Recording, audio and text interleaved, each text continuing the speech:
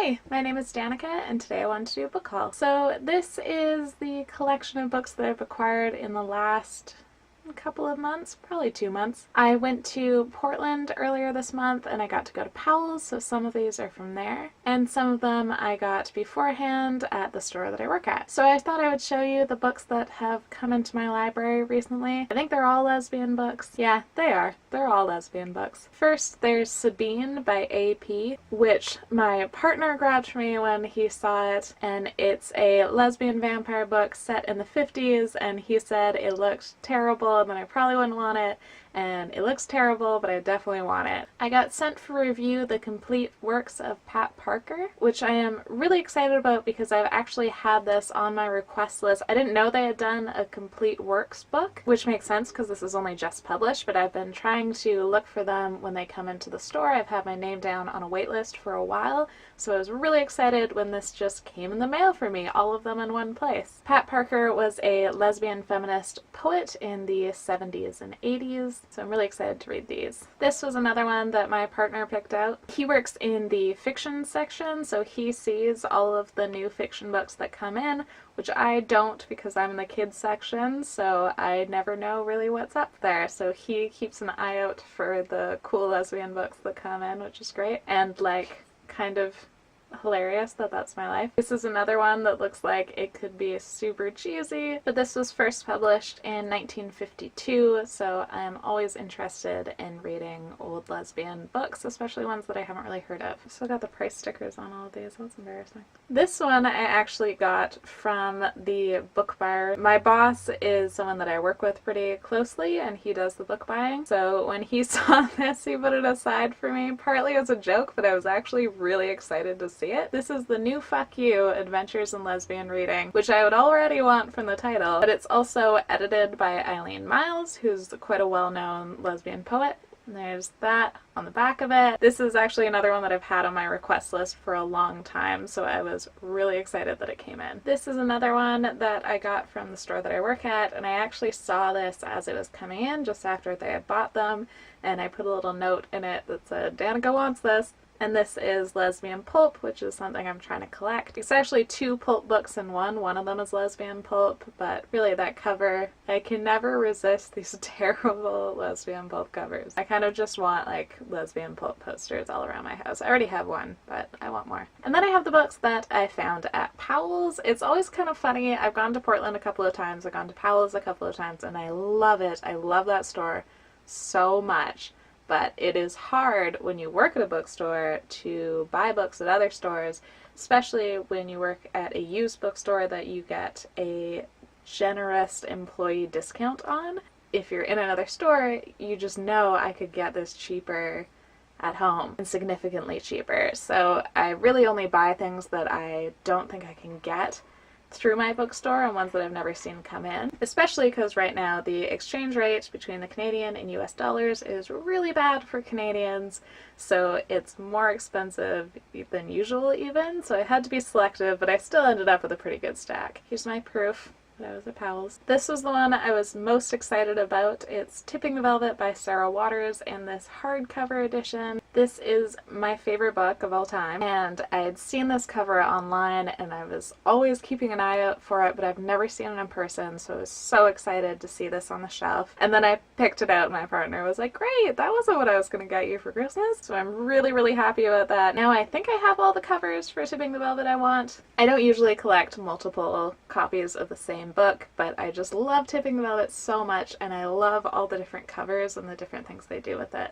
Another book that I got at Powell's is Torchlight to Valhalla. This is a lesbian book that was published in 1938. This is the first printing, first edition, and I am really excited to just have seen it on the shelf. It's super unusual to have a lesbian book that's this old that was published in a hardcover first. Usually when the pulp books came out, and this is like a little bit before pulp really took off, but when lesbian pulp came out, it was printed in the pulp format in these really cheap paperbacks that fell apart really quickly, and it was pretty rare that a queer book would get the hardcover treatment because that means that the publisher is really investing in it. So it's really cool to find a first edition hardcover copy of a lesbian book that's pre-1950s. It wasn't something I was looking for, but I'm really excited to see it, and I've also never read it, and I've heard it's actually more optimistic than, say, The Well of Loneliness, which is very easy to do because pretty much everything's more optimistic than The Well of Loneliness. So I'm also really interested to read this, but it's also cool just to have. Then I have a super embarrassing buy that I'm still going to show you anyway because I have no shame. And that's 13 Hours by Megan O'Brien, which is just embarrassing because of that cover. That's it. That's all I'll show of that cover. And I shouldn't have spent this much money on this book, but you know how you have those storytelling tropes that you're just super into?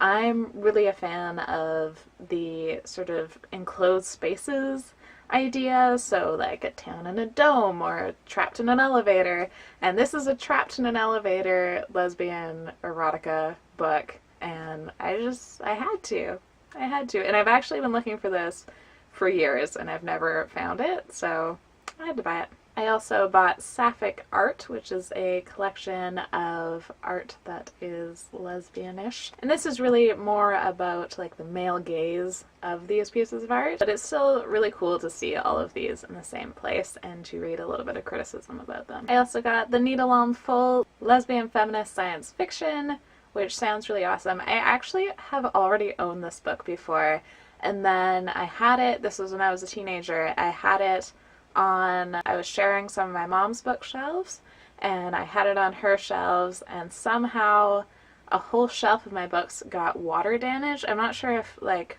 somebody overwatered the plants and the water seeped out, but it soaked all the back of all these books that were on a shelf, and nobody noticed it, and they got all moldy, and this was one of the ones, and I was very sad for its loss, so I am super excited to have it back, and maybe I'll actually read it this time. I also got Side by Side by Isabel Miller. She wrote Patience and Sarah, which is an adorable lesbian historical romance, which I highly recommend, and I have always wanted to read more by her because that story is so cute, so I had to pick up this one. And then I have two more to add to my pulp collection. I would rather have older pulp copies, but I will settle for these ones. Three Women by Marge Hastings and Springfire by Vin Packer. Springfire was one of the first lesbian pulp books, and these are reprints, but they do have kind of the original covers on them still, and I am happy to have them, and if I manage to find older copies, that's great, but these are pretty awesome too.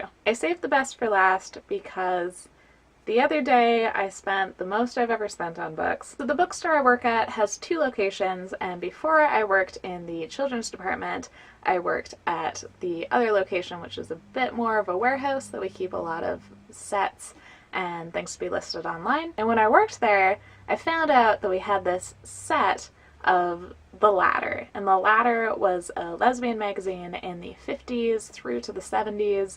It published a lot of lesbian book reviews, and it was really important in lesbian history and in queer history as a publication. And I found out that we have this beautiful hardcover collected set of the entire run of The Ladder, which I didn't even know existed. It was matching orange patterned hardcovers, and I really wanted them, but the set was $1,000. I have an employee discount, so it's not quite that much, but it would still be a lot of money. So I was like, as much as I would like this, as much as it's like a piece of history that I could have, I can't afford that. I can't justify that. But fast forward like 5 years later or 4 years later, and I am still working at the bookstore, and we have now opened another part of the bookstore that is our vintage department, and we display some of these sets that used to be listed at the other location.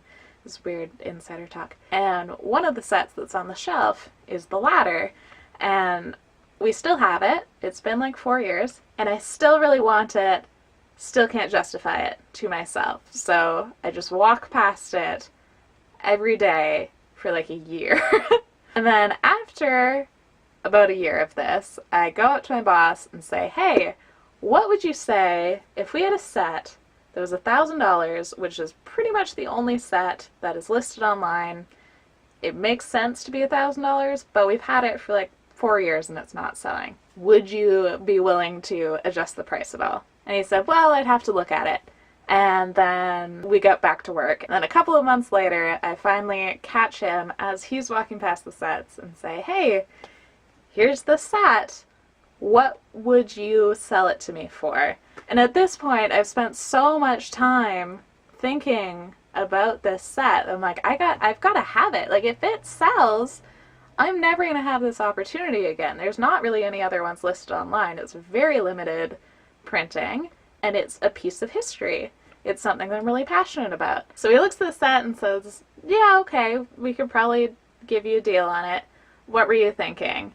And I said, well, with my discount, it would be $600, which is still a lot of money. In my head, I was thinking, if I can get this $1,000 set for $400, I'll just buy it right now and walk away and just deal with it. I'll just spend an enormous amount of money on it because that's how badly I want it. If he says $500, I'll see if I can, like, justify the money and save it up and get it eventually for that much money.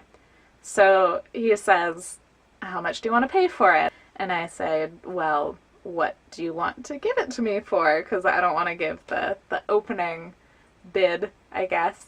And he sort of rejects that and says, no, what are you expecting to pay?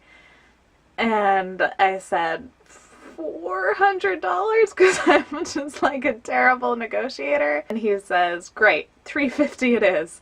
I got this $1,000 set for $350, and that's still a lot of money, but that is significantly less than $1,000, so it's a deal, right? And here it is. So this is the set here. These matching orange hardcovers, and it is literally just the magazines bound into hardcovers. So it looks like this. Just got the full text of all the magazines they printed, and I have to find a really good shelf to display them on. I know it's a lot of money that I spent on them, but I'm really happy about it. I would have been really sad if they sold and I didn't get the chance to take them home. And this way I know that if I ever don't want them, or like in my will, I would give them to an LGBTQ history organization, and it would be a really great resource for them. Now I know this set is in the community and that it will stay in the community, and that felt really important to me. So those are the books that I have acquired recently, kind of my October-November haul. Let me know what you've been reading, what you've been buying and acquiring, and thank you for watching. Bye.